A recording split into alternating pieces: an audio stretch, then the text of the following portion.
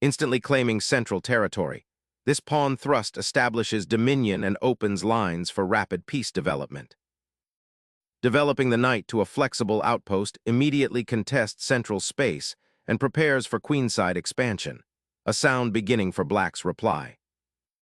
Immediately staking a claim in the center, this push fights for space and prepares to develop pieces with good prospects.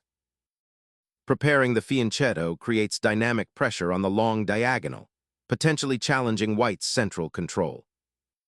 Securing the center with knights, white aims for harmonious development and future central control. Developing the bishop fianchetto immediately solidifies control over the long diagonal, pressuring white's central pawn structure and preparing for kingside castling. Immediately seizing the center with a pawn thrust, white aims to cramp black's developing pieces and prepare for an imposing pawn storm. Solidifying the center and preparing for kingside development, this natural step aligns black's pieces harmoniously while maintaining flexibility. Solidifying the pawn center with f3 while creating a slight structural weakness, aims to prevent nf6 from advancing further and prepares for a potential kingside pawn storm. Securing the king's safety is paramount, especially with white's pawn advances creating potential attacking lines. Developing the knight to a slightly unusual square like e2 often signals an intention to castle queenside or to support a central pawn push later, aiming for a flexible pawn structure that can potentially lead to a kingside attack. Black now aims to integrate his knights, a sensible step after castling, bolstering his central presence and preparing to contest the e4 pawn, potentially unburdening the dark-squared bishop from its defensive duties on g7. Fortifying the center and preparing for kingside expansion, this bishop aims to support the e4 pawn and potentially swing to g5 to harass the knight. Preparing a queenside expansion with b5, this pawn move initiates a strategic race, aiming to create counterplay before white can consolidate their central pawn mass and potentially launch an attack. A subtle repositioning, preparing to connect the rooks and potentially initiate pawn breaks on the kingside, while also keeping an eye on the central tension and the eventual swing of the queen to a more active square. Securing the rook's presence on the b-file aims to prepare for potential pawn pushes on the queen side, creating dynamic play and challenging white's spatial advantage there. The knight retreats, a curious sidestep, potentially redeploying to a more active square like b3 or d2, or perhaps aiming to support a pawn push on the queenside later on. This move sacrifices immediate central influence for flexibility, signaling a patient buildup rather than an aggressive assault. Observe how this withdrawal might affect the control of the c-file and the general pawn structure's dynamism. Unlocking the queenside pawn chain, b5 injects immediate dynamic pressure, challenging white's central space and aiming to disrupt coordination with a subsequent b4 push. Opening the c-file immediately disrupts black's pawn chain and aims to exploit the potential for rapid piece activation across the center. This bold exchange sacrifices structural integrity on the queenside to seize initiative and creates immediate questions about black's king's safety as the center becomes more open. Reclaiming the pawn on b5 immediately opens the a-file, offering black a potential avenue for queenside activity and a pawn structure that can support further advances or a retreat if needed. Sacrificing the bishop for this pawn exchange opens up the c-file for your rook and potentially creates weaknesses around black's queen on d8, but it also removes a key defender from white's kingside, demanding meticulous calculation to avoid counterplay. The knight's retreat to c1 opened the door for the queenside pawn thrust, and now black is reinforcing the pawn chain's integrity, ensuring the d6 pawn remains well defended while preparing to contest the open c-file. Securing the kingside with castling now solidifies white's central pawn structure and prepares the rooks to actively participate in the game, potentially aiming for the newly opened c-file or supporting pawn advances. The knight embarks on a journey to the rim, seeking to disrupt white's queenside initiative and potentially pressure the c3 square, though its initial destination might seem slightly passive. Consider how this repositioning impacts the tension along the b-file and whether it truly addresses black's structural weaknesses compared to developing a piece more centrally. Establishing a robust kingside defense, this piece repositions to reinforce the castled monarch and prepare for potential pawn storms down the center or queenside, while also safeguarding the vulnerable c3 knight from future threats. Black strengthens the pawn chain and prepares to contest the c-file, aiming to disrupt white's queenside structure. Unlocking the central pawn chain. By advancing the d-pawn, white immediately creates a formidable barrier, aiming to restrict black's knight's scope and prepare a kingside assault, while also potentially forcing the bishop on g7 into a less active diagonal. Retreating the bishop to c8 feels like a strategic concession, surrendering key diagonal influence and allowing white's pawns to advance further on the queenside. The knight on a5, while present, now lacks the immediate support of its bishop, making its position somewhat isolated and less threatening.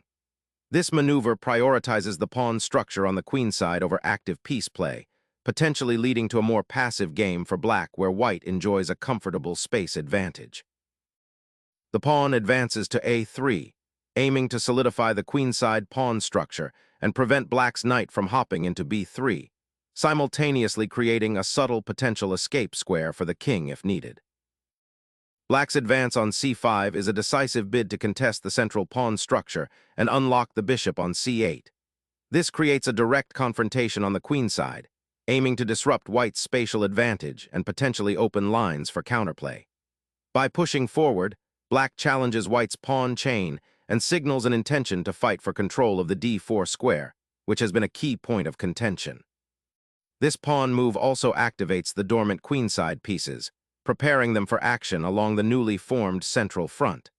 It's a bold step that reshapes the immediate battlefield, demanding white's careful consideration and likely leading to tactical skirmishes. Unleashing a pawn avalanche on the queenside aims to rip open lines for white's pieces and exploit black's somewhat passive pawn structure.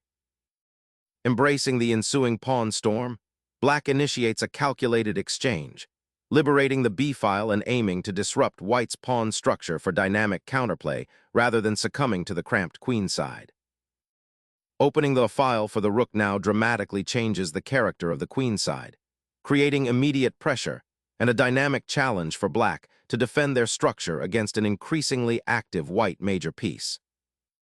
Capturing the pawn on b4 immediately reintroduces a dynamic tension to the queenside, a strategic decision that sacrifices a bit of pawn structure for active piece play.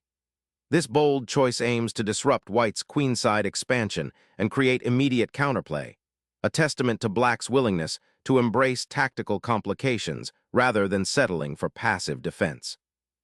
The rook now eyes the c4 square and potentially challenges the control of the b-file, forcing white to react and defend against new threats. After a flurry of exchanges, white reroutes the knight to a more active square, aiming to consolidate the central pawn structure and escape the pin from the bishop on d7. This repositioning prepares for a potential kingside expansion or reinforcement of the d5 pawn, while also freeing up the c-file for future action. The bishop's retreat to c8 was a necessary concession, but white's current setup looks solid, with knights poised to join the fray and a clear plan to improve their positions. The knight boldly ventures into enemy territory, aiming to disrupt white's queenside structure and potentially fork pieces with that knight. Finally, the tension over the b-file breaks as white snatches the sacrificed knight, opening up a potential cascade of exchanges that could drastically alter the pawn structure and the control of key diagonals. This audacious capture not only simplifies the position, but also forces black to address the immediate threat of white's queen gaining central influence, potentially leading to a tactical skirmish around the now exposed queenside. The knight's daring raid into the enemy back ranks, snagging the rook, has a certain flair, but it overlooks the stark reality of white's now unleashed central pawns, creating a potential storm front that will soon overwhelm black's scattered forces and leave the sacrificed queen a mere footnote. The knight on a1, suddenly stranded, faces a precarious future as white's queen repositions to pressure black's queenside structure, aiming to exploit the recently opened diagonals and files, potentially creating imbalances to leverage in the ensuing middle game. This retreat of the knight to d7 opens up a crucial diagonal for the bishop, and prepares to challenge the now awkward white queen, hinting at a potential regrouping and an attempt to dislodge the centralized enemy forces that have gained some territory. Prioritizing king's safety amid the tactical storm, white tucks their monarch away, creating a crucial escape route on the H-file should the center collapse, while simultaneously preparing for potential pawn pushes or piece maneuvers that might arise from the otherwise static central structure. The knight's daring excursion to c5, seemingly out of the blue, is a masterful attempt to disrupt white's carefully constructed queenside pawn structure, aiming to exploit the newly opened b-file and potentially isolate the a3 pawn. Unlocking the queenside by forcing the black knight onto a less active square while consolidating the queenside structure and preparing for potential pawn advances on the central files. Black solidifies the bishop's position, aiming to exchange it for white's active knight and prevent further incursions into the queenside. Unleashing a pawn storm on the kingside, white aims to pry open lines against black's still uncastled king, a bold gamble hoping to exploit the slightly exposed dark squares around the black monarch. This aggressive pawn thrust fundamentally alters the board's character, transforming a relatively quiet positional struggle into a sharp, dynamic battle where precise calculation becomes paramount. The immediate consequence is the creation of potential attacking avenues, but it also weakens white's own pawn structure, leaving the king potentially vulnerable if black can successfully counterattack or consolidate. The strategic intent here is clear: to force the issue and avoid a passive endgame where black's queenside majority might eventually dominate. Activating the queen on the queenside now, aiming to reposition it to a more influential square and potentially pressure white's central pawn structure. Igniting a central conflict, white sacrifices a pawn to break open lines and activate dormant pieces, aiming to exploit the temporarily exposed black king and create attacking opportunities along the compromised queenside.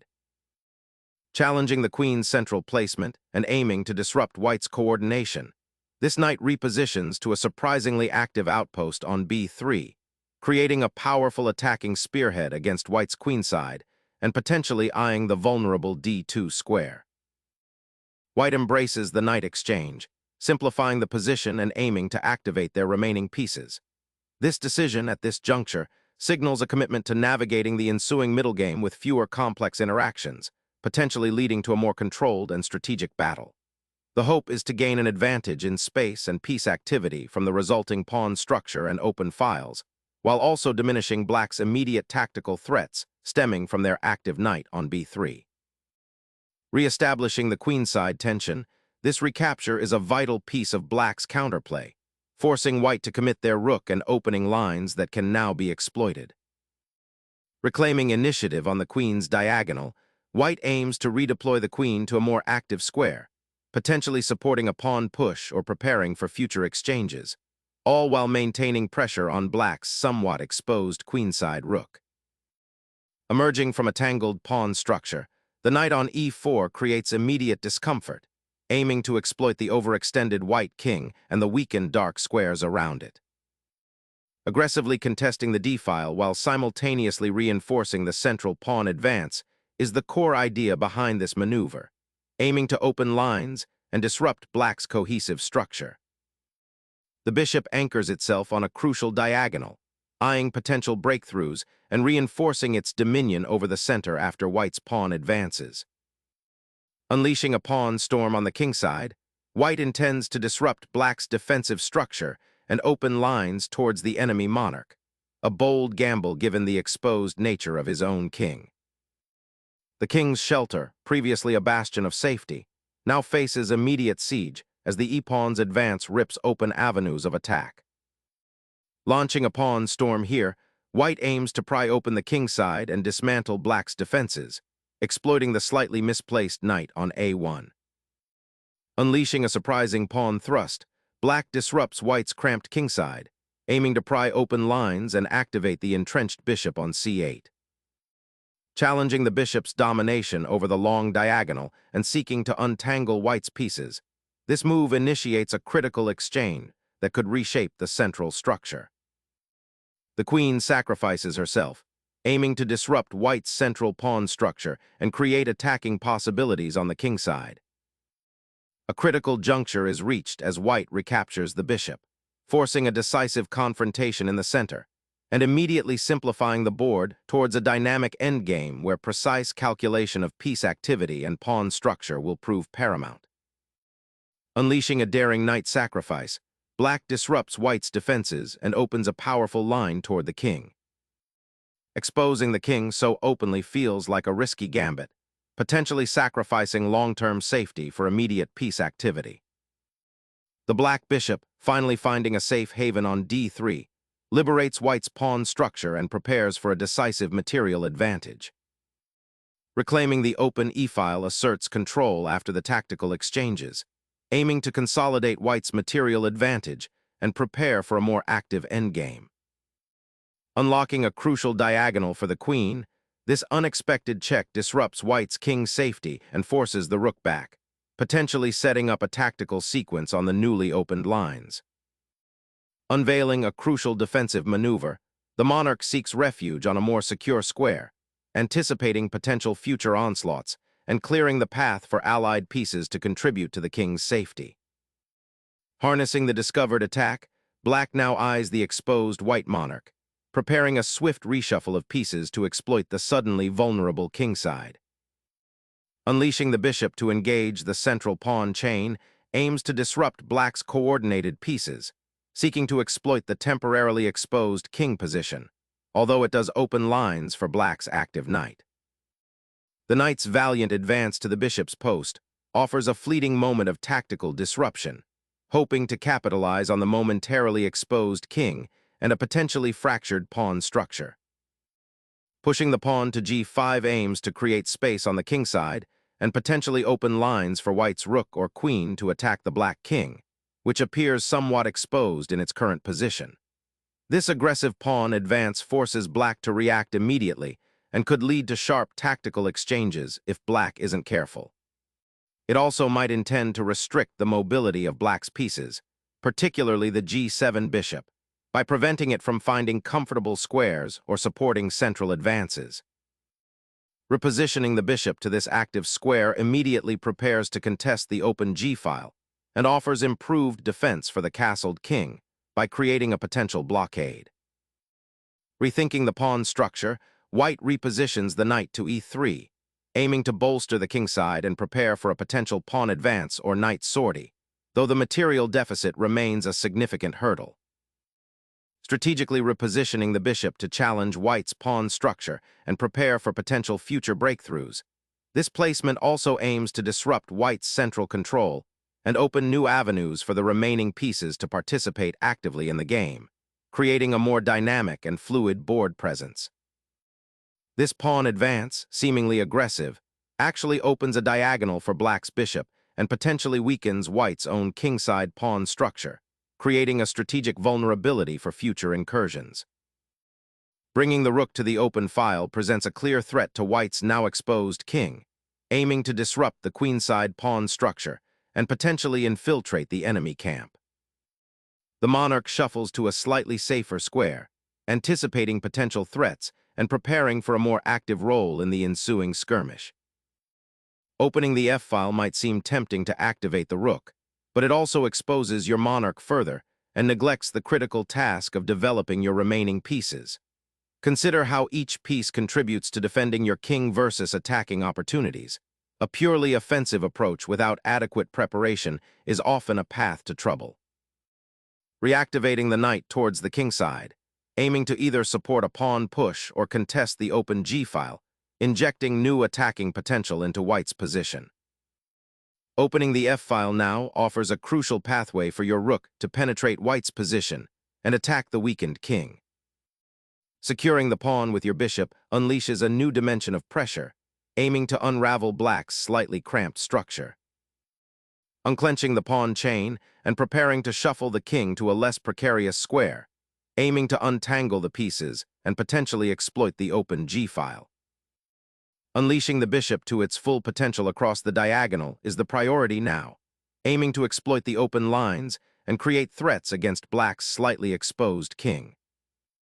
Shaping the pawn structure on the king side now becomes crucial.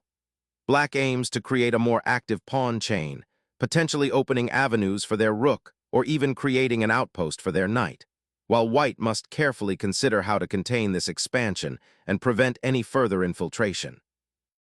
Harnessing the newly opened diagonal for the bishop, white seeks to activate its dormant presence and create potential threats against black's somewhat exposed king. Seeking a safe haven from the attacking pawns and the potentially exposed king, the monarch tucks away.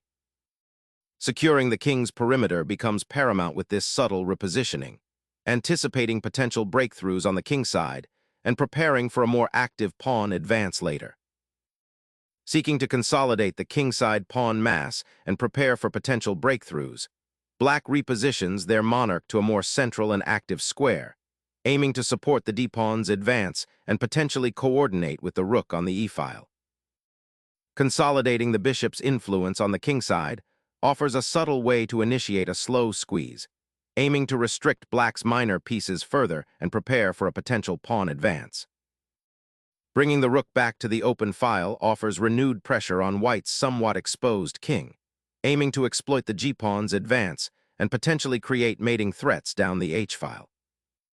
Activating the knight from its passive square, this maneuver aims to reposition the piece towards the center, potentially supporting pawn advances or engaging in tactical skirmishes on the king side.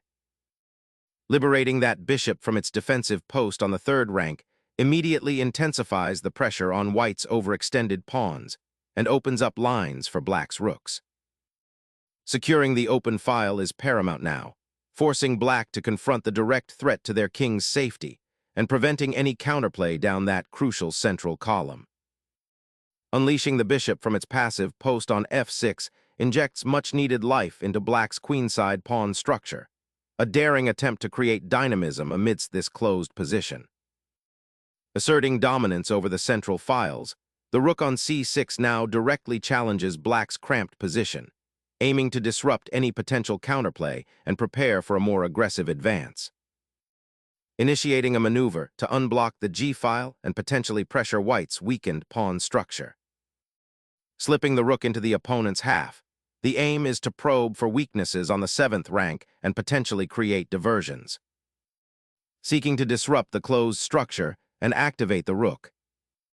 The rook's maneuver to c6 offers a temporary respite, momentarily unpinning the bishop and preventing its immediate capture, while simultaneously aiming to restrict black's central pawn advance and maintain a defensive shield around white's king. Resigning the rook to a more active square, black aims to disrupt white's solid setup and explore potential mating threats. The white rook aggressively claims the 7th rank, creating immediate pressure along the entire line and potentially isolating black's king if it ventures too far from its protective pawns. A bold attempt to activate the rook on the open file, yet it leaves the other pieces somewhat disconnected, potentially inviting white to tighten their grip on the central space and further restrict black's mobility. Harnessing the knight's mobility to secure the kingside, this maneuver aims to disrupt black's pawn structure and potentially create attacking opportunities down the g-file. Reactivating the rook to the open d-file is a proactive attempt to gain counterplay, aiming to disrupt white's seemingly solid pawn structure and create threats against the somewhat exposed king. Seeking to reactivate the pinned knight, white ventures ng3, aiming to reposition it and perhaps support a future pawn advance or escape the bishop's grip. A vital regrouping maneuver to bolster the defense around the king and prepare for potential counterplay on the queen side, aiming to neutralize white's dominant rook. Shifting the king to its own color allows for better coordination with the remaining pawns and prepares for a potential pawn push on the king side, seeking to create attacking opportunities where black's pieces are somewhat passive. Capturing that pawn loosens white's kingside structure and opens pathways for black's rooks, potentially creating immediate threats. Harnessing the knight's power to penetrate the enemy's defenses, aiming to occupy a more commanding outpost. Unleashing a tempo-gaining bishop sacrifice to pry open the king's defenses, aiming to exploit the exposed monarchy with further aggressive pawn advances. Initiating the king's escape from the storm now raging on the queen side, This maneuver strategically repositions the monarch to a safer haven, anticipating future pawn advances and potential checks. The bishop now tucks back, seeking shelter behind the advanced pawns as white's pieces swarm in. Returning the king to its starting square after the exchange of material offers a moment of relative calm, allowing white to regroup and assess the board's new configuration, a crucial step before committing to further advances or defensive maneuvers in this complex middle game. The rook's journey to the second rank, a daring infiltration, creates immediate discomfort for white's king and introduces potential threats along the second file. The king bravely steps forward, seeking a more active role and potentially escaping the confines of the corner, but this maneuver leaves it exposed to any potential discovered attacks or future piece pressure along the open files. Securing the rook on its new, elevated position after the exchange on e2, the black king faces a new level of exposure. A bold repositioning of the rook to the 8th rank, aiming to exploit any weaknesses in black's pawn structure or create threats against the king. Sensing the king's potential danger, black seeks to reinforce its safety by repositioning the bishop to a more defensive square, aiming to deter white's aggressive pawn push and prepare for a potential kingside maneuver. The king is forced out into the open with this check, sacrificing a rook to gain a tempo and expose the black king to further attacks. The black king, exposed and vulnerable, seeks refuge on the f-file after the rook's aggressive foray. Seizing the open file is paramount now. The rook is positioned to disrupt black's already constricted forces and potentially create breakthroughs. A desperate attempt to disrupt white's suffocating pressure, this knight maneuver sacrifices tempo and pawn structure for a fleeting counterattack, potentially overextending black's remaining pieces into a barren landscape where white's rooks can exploit weaknesses. Securing the 7th rank, white eyes further kingside penetration with the rook. The king finds himself in a precarious position after this forcing check, creating an immediate threat that demands white's attention and potentially disrupts their defensive setup. Shifting the monarch towards the center is a prudent step, aiming to connect with the rooks and prepare for the final phase of the game. The rook's persistent probing along the 4th rank, forcing the white king into an even more cramped position, demonstrates a keen understanding of how to exploit the opponent's exposed monarch. The king emerges from its shelter, a bold maneuver to seize control of the central squares, aiming to disrupt black's piece coordination and open new avenues for attack. This pawn push, 64, g4, is a desperate attempt to create a passed pawn and complicate the endgame, but it leaves black's king terribly exposed. White's superior piece activity and control of the central files make this aggressive venture highly risky. A surprising decision to re-centralize the king after an extended chase, potentially offering a safer haven, but also inviting further complications around the vulnerable pawns. The bishop's quiet repositioning allows it to either weaken kingside and coordinate with the rook, aiming to disrupt white's defensive structure.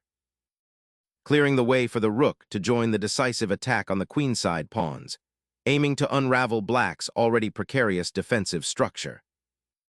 Challenging the white king with the rook offers black a glimpse of an endgame advantage, leveraging the active placement of the monarch and the potential for creating a passed pawn down the central files if white mishandles the defense. The monarch ventures out, seeking solidarity with its supporting pieces amidst the simmering tension. The queen's regrouping to the 3rd rank not only aims to support the pawn push, but also seeks to create a more active posture, potentially eyeing the kingside if white's pieces remain passive.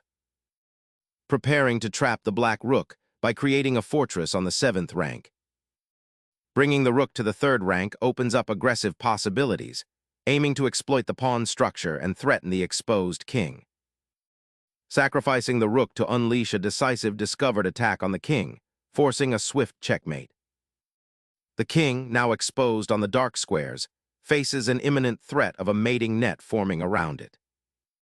Initiating the recapture with the king clarifies the immediate material imbalance and sets the stage for a potential king hunt, aiming to expose the black monarch to discovered attacks or mating nets that have been lurking since the early middle game skirmishes. The bishop's retreat allows the king to shuffle towards the center, seeking safety while also preparing to support the queen in the upcoming struggle for the remaining pawns. The king ventures out, seeking a safe haven, but the immediate danger on the 7th rank must be addressed first before pursuing any offensive aspirations. Unleashing the pawn's potential, Black aims to create immediate threats against White's exposed monarch and disrupt any potential defensive formations. Unlocking the king's potential becomes paramount as the board simplifies, seeking an escape from the relentless enemy advances. The pawn's march forward now seals the king's doom. Opposition is impossible, and the promotion square is irresistibly threatened.